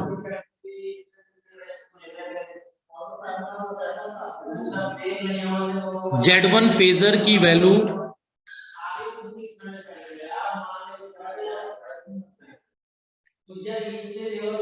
R1 plus J omega L1 है, और Z2 फेजर का मतलब R2 plus 1 upon J omega C2 है। Z3 फेजर का मतलब R3 है, और Z4 फेजर का मतलब 1 अपॉन J ओमेगा C4 है, राइट। अब एट बैलेंस इक्वेशन की मैं बात करूं,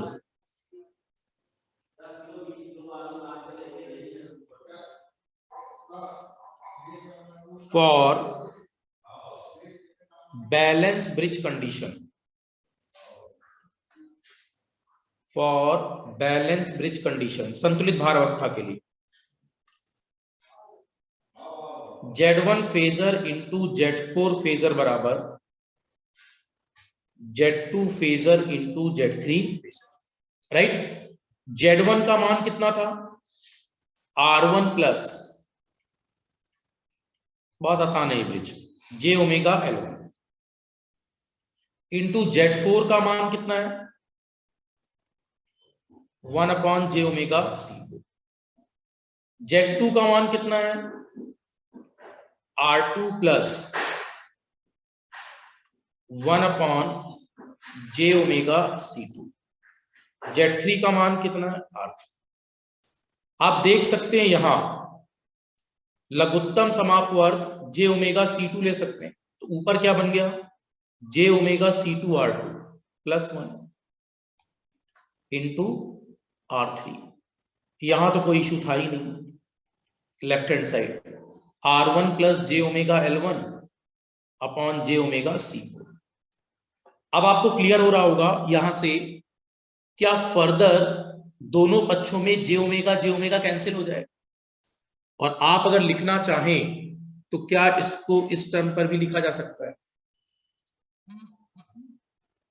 R1 C2 plus J omega L1 C2 बराबर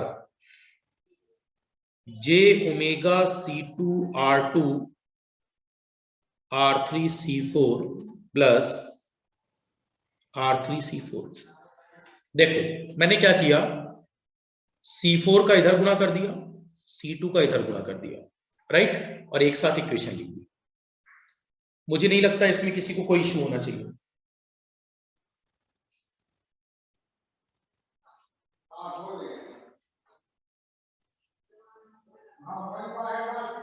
right,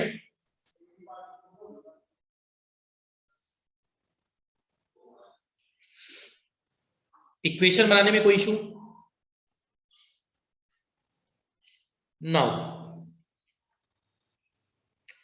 equate real and imaginary part separately. अब दोनों को अलग अलग सेपरेट करने पर, जब दोनों को अलग अलग सेपरेट करेंगे तो R1 C2 का प्रोडक्ट किसके बराबर आएगा, R3 C4। You can write R1 C2 बराबर R3 C4। आपको मान किसका पता करना है, R1 का, तो R1 बराबर R3 C4 अपॉन C2। इसी तरह इमेजिनरी पार्ट की अगर बात करूं तो यहां आप इसको बराबर करके देख लीजिए। जब आप इसको बराबर करके देखेंगे तो क्या मिलेगा, J ओमेगा कैंसिल हो जाएगा, तो लिख सकते हो L1 C2 बराबर C2 R2 R3 C4। Fine, C2 भी कैंसिल हो गया, L1 चेक कर लेना, R2 R3 C4 आ रहा है। एक सेकंड स्टूडेंट्स,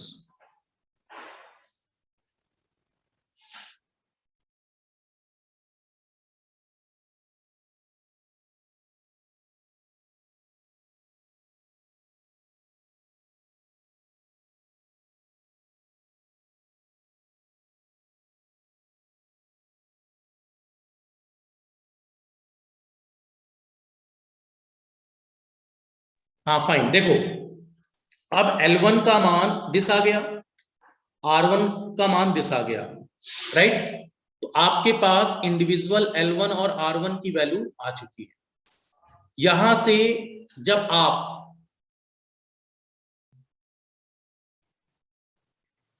आप यहां पर पहली क्वाइल पर क्वालिटी फैक्टर के लिए जाओगे, ये R1 था और ये L1 था, क्वालिटी फैक्टर का मतलब ओमेगा L1 अपॉन R1 है। L1 का मान R2 R3 C4 upon R1 का मान R3 C4 upon C2। R3 C4 cut गया, आप चेक करना वैल्यू ओमेगा R2 C2 आ गई, बोलो क्वालिटी फैक्टर का मान ओमेगा R2 C2 नहीं आ गया।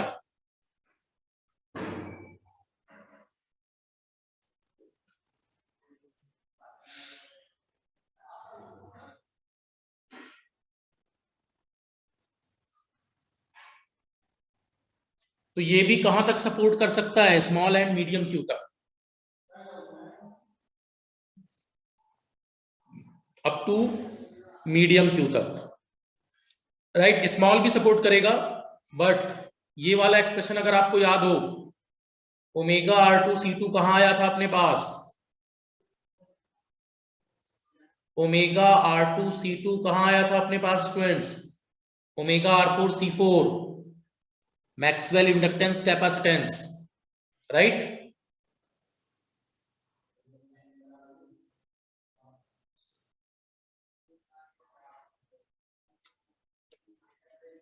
बट आउटडेटेड है, इसकी बात नहीं करते हम लोग, this is also outdated. Clear, exam में ओवेंस नहीं पूछा जाता इसीलिए, बट मैंने आपको जस्ट एक आइडिया दे दिया है। हाँ देखो, ओवेंस का एक्सटेंसिव यूज कहाँ है, अब मेरी बात सुनो। दो दो कैपेसिटर की रिक्वायरमेंट तब होती है स्टूडेंट्स, जैसे मान लो इस इंडक्टर के साथ, अगर इस इंडक्टर के साथ कोई इंक्रीमेंटल इंडक्टेंस हो, मतलब L1 प्लस डेल्टा एल या L1 minus delta L, right. तो कभी आपके पास इंक्रीमेंटल या डिक्रीमेंटल इंडक्टेंस हो, तब दो कैपेसिटर मेथड को हम प्रेफर करते हैं, राइट। मान लो किसी इंडक्टर, किसी क्वाइल पर एक्स्ट्रा क्या बन रहा है, इंक्रीमेंटल और डिक्रीमेंटल इंडक्टेंस। एक नोट लिख लो,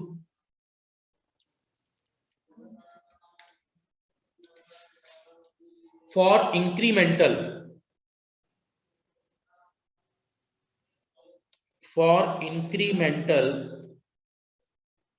or decremental inductance measurement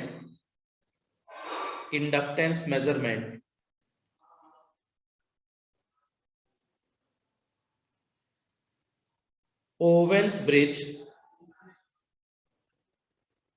can be preferred, तब ओवेंस ब्रिज का प्रेफर्ड कर सकते हो, क्योंकि कॉस्टली मेथड पड़ रहा है।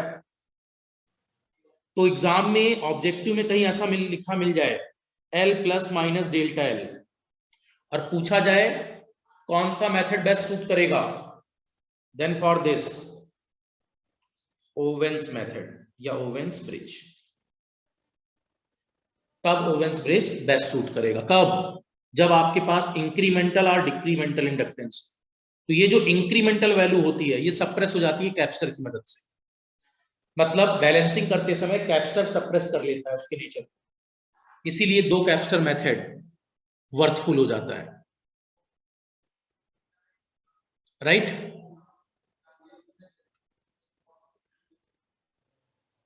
Clear,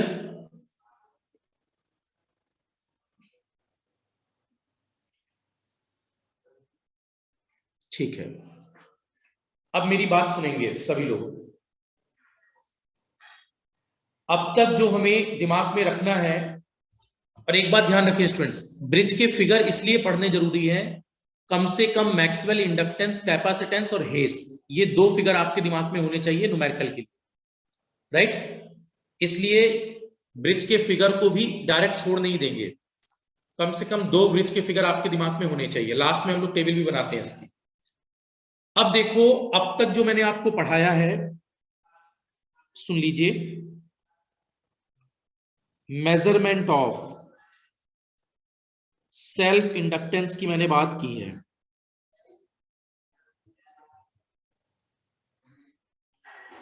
measurement of self inductance L. इसका जो पहला मेथड था उसका नाम था Maxwell inductance bridge, Maxwell inductance bridge. Second method है Maxwell inductance capacitance bridge.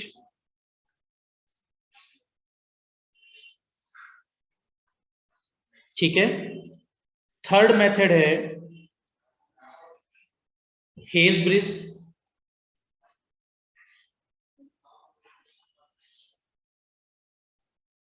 Fourth method है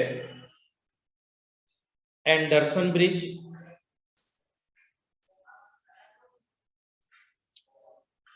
फिफ्थ मेथड है ओवेन्स ब्रिज। ओवेन्स ब्रिज पहला मेथड, जो फर्स्ट मेथड है, इसमें हम क्वालिटी फैक्टर की बात ही नहीं करते। मैक्सवेल इंडक्टेंस ब्रिज मैंने बताया था आउटडेटेड है, प्रेजेंटली यूज नहीं होता। Maxwell inductance capacitance bridge popular है, स्मॉल और मीडियम क्यू के लिए प्रेफर होता है। यहां पर स्मॉल एंड मीडियम क्यू तक मापन कर सकते हैं। बेस्ट किसके लिए होता है? Medium Q. बेस्ट किसके लिए होता है?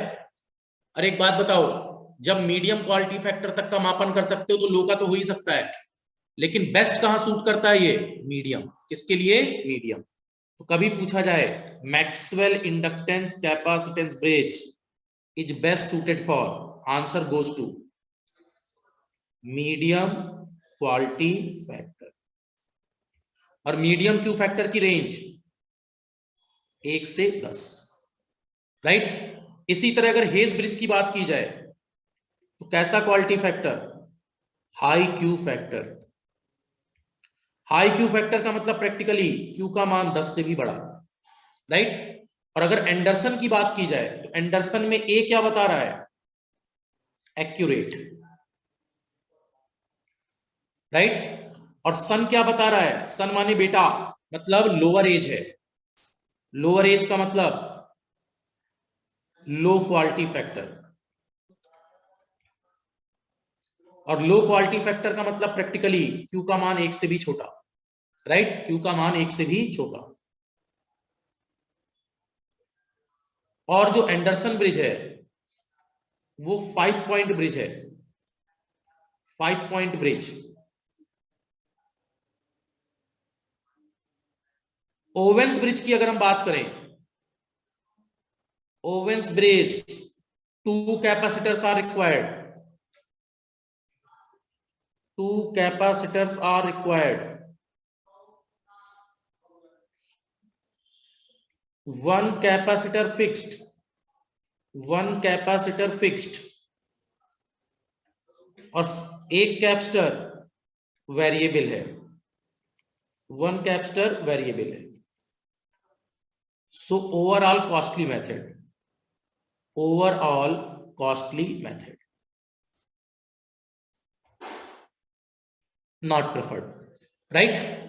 और अगर मान लीजिए इंक्रीमेंटल इंडक्टेंस, इंक्रीमेंटल और decremental L plus minus delta L का मापन करना है तो यूजिंग 2 कैपेसिटर मेथड लेते हैं। तो L plus minus delta L के लिए कौन सा मेथड है? Owens bridge. आज तक आपके यहां आया नहीं है, for safety point of view मैं पिछले 3 साल से लिखवा देता हूं उसको, राइट।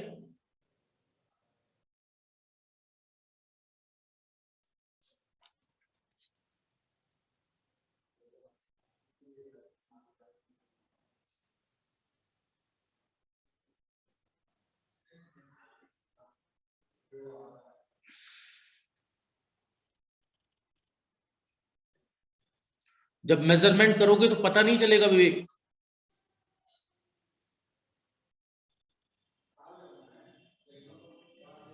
जब जब रिजल्ट मोर एक्सैक्ट आ रहे हैं इसका मतलब मीडियम क्यू फैक्टर पर मेजरमेंट हो रहा है। अगर मैक्सवेल इंडक्टेंस कैपेसिटेंस है, जब जब क्यू फैक्टर की वैल्यू हाई बन रही है और आपने मैक्सवेल इंडक्टेंस कैपेसिटेंस से मापन कर दिया तो मेथड अच्छा नहीं होगा। तो लैब में तीनों ब्रिज होंगे, पहले से मेजरमेंट किया, अगर सही नहीं आया रिजल्ट तो दूसरे को, दूसरे से सही नहीं आया तो तीसरे से, राइट। ओवरऑल इतनी बातें आपके दिमाग में होनी चाहिए, दैट्स ऑल। अगर इतनी बातें माइंड में है और कम से कम मैं 4 बार लिख चुका हूं,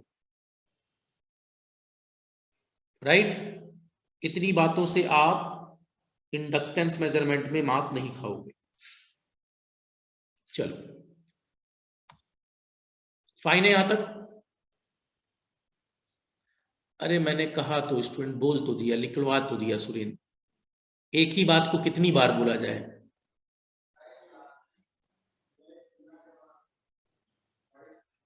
ये लिखवाया नहीं था अभी, ये क्या है? मीडियम ही तो है, लेकिन बताया मैंने कि इसका यूज नहीं होता। क्वालिटी फैक्टर वाइज केवल 3 ब्रिजेस को देखा जाता है, 1, 2 और 3, केवल इन तीनों में बात करते हैं, राइट। क्वालिटी फैक्टर वाइज केवल इन तीनों में बात होगी। ओवेंस आउटडेटेड है, ओवेंस तब यूज करते हैं जब मजबूरी हो, नहीं तो नॉट रिक्वायर्ड। हाँ, ओनली इंक्रीमेंटल और डिक्रीमेंटल।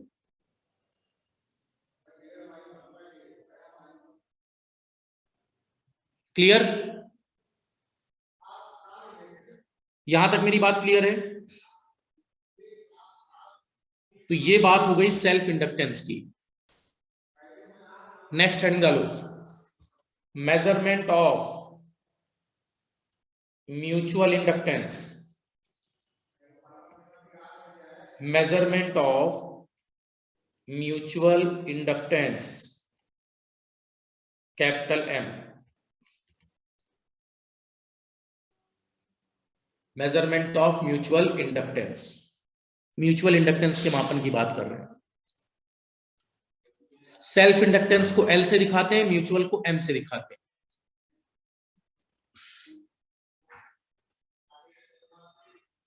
फाइन, एक मिनट। कल वाला लेक्चर आप लोगों ने सीरीज रेजोनेंस का देख लिया है ना स्टूडेंट्स, राइट?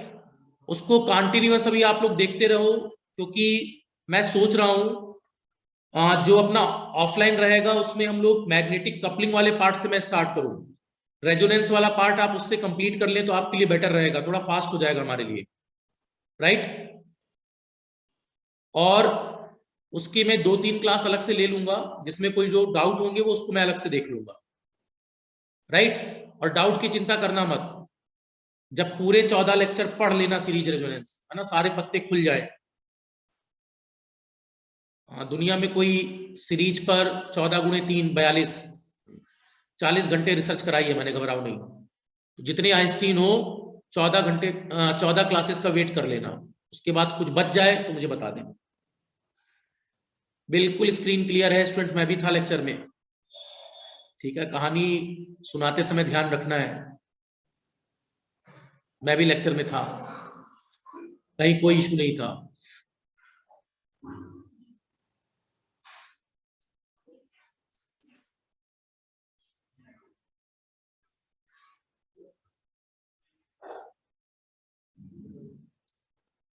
109 पार्टिसिपेंट तक मैं था।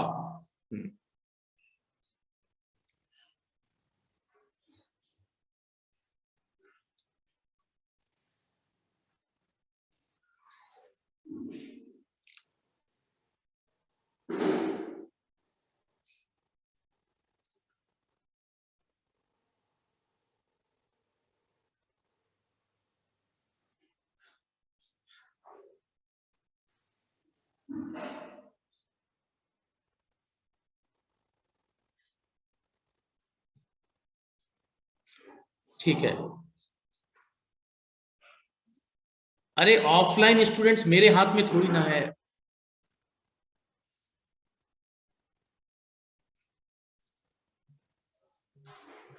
राइट? उसको कवर करते जाओ, थोड़ा बेटर रहेगा। और फिर उसके बाद उसमें सीरीज और पैरेलल दोनों रेजोनेंस अलग अलग कवर हो जाएंगे, ठीक है?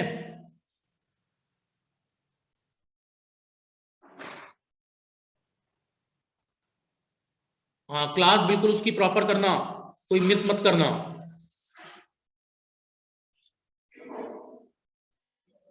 मैं स्टूडेंट्स आप लोगों को मिस कर दूंगा, बता रहा हूं।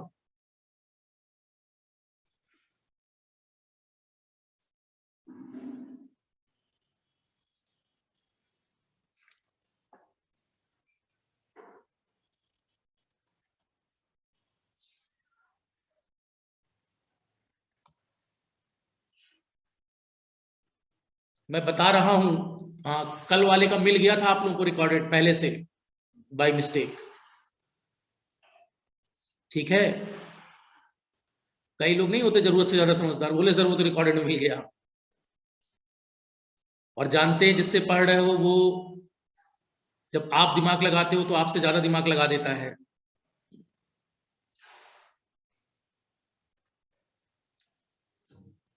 रिकॉर्डेड की आदत मत डालो स्टूडेंट्स।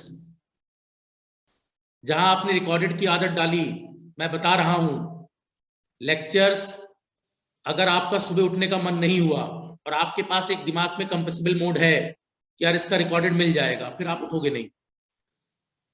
और फिर कहीं आपको ये लगा यार ये तो अभी परसों तक बना रहेगा लेक्चर, तो आज क्यों देखना है, कल देखेंगे। फिर कल माइंड यही देगा फोर्स, यार परसों भी तो देख सकते हैं, परसों के बाद फिर अगला कोई और डे मिल जाए, राइट। जिन लोगों की क्लासेस छूटी हुई हैं, मैं भी नोट्स मंगा लूं स्टूडेंट्स, नोट्स खाली होंगे। 5-5, 6-6 दिन लगेंगे नोट्स भेजने में। कई बार आप लोग सोचते हैं अरे नहीं सर ऐसी बात कुछ नहीं है, मैं बता रहा हूं, वो नोट्स इतनी जगह खाली होते हैं कि आपको लगता है आप कहां से भेजें। क्लासेस इतनी मिस हैं आप लोगों की, और कुछ लोग है ना आखिरी पड़ाव, आप लोग क्लास करते करते नहीं, कई बार आप लोगों को लगता है कि अरे क्लास आ तो गए, 15 मिनट छोड़ दी, 20 मिनट छोड़ दी, आधे घंटे छोड़ दी, तो छूटे हुए पेज ही हैं। इसलिए लेक्चर को बहुत प्रॉपर वे में, कम से कम स्टूडेंट नोट्स प्रॉपर हो, नोट्स को छोड़ना बिल्कुल नहीं है कहीं से कहीं तक।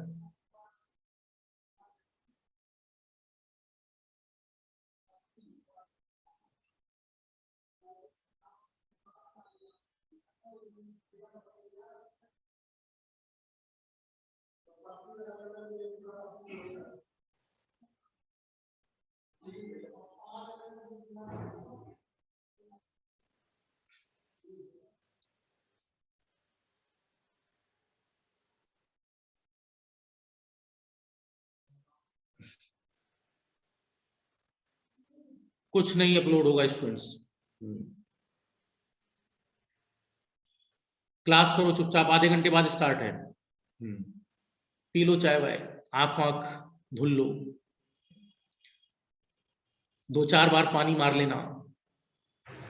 कुछ लोग चलती क्लास में सोने के शिकार होते हो। चलो फाइन, नॉन टेक की क्लास नहीं होगी।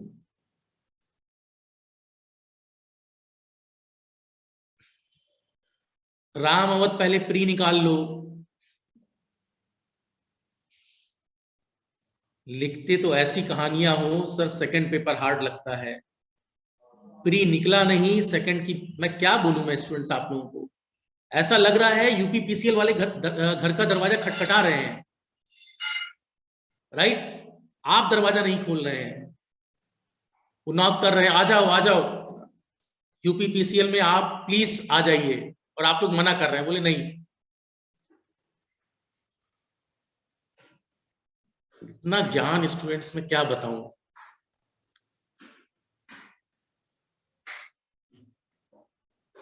अरे बहुत दूरदर्शी हो, दिख रहा है, दूरदर्शी है सर हम लोग, राइट। जीरो हो स्टूडेंट्स, जीरो। चलो after half an hour start होगी क्लास, आधे घंटे बाद रेजोनेंस,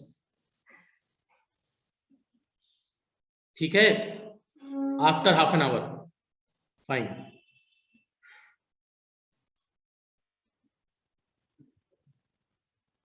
नॉन टेक की क्लास अभी ऑफ रहेगी आपकी, आप लोगों का डाटा पैक खत्म हो रहा था ना।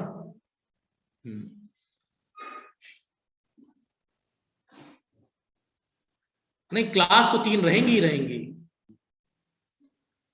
चलो ठीक है, ओके बाय बाय।